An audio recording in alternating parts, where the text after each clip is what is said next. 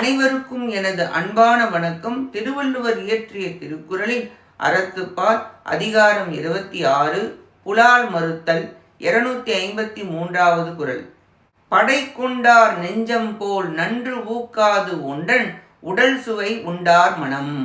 ஓர் உயிரின் உடலை சுவையாக உண்டவரின் மனம் கொலை கருவியை கையில் கொண்டவரின் நெஞ்சம் போல் இரக்கமற்று காணப்படும்.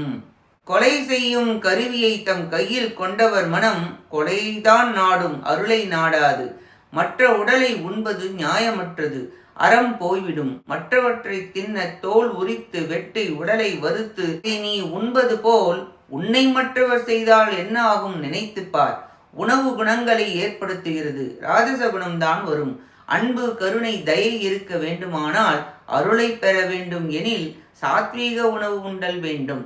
கொலை செய்வது பாவம்தான் வரும், மறுமையில் பாவம் தீமையை விளைவிப்பதால் இதை செய்யாதே என்பது கருத்து. ஊன் தின்பவரது மனம் அருளை நினைத்தலை செய்யாது என்பது கருத்து.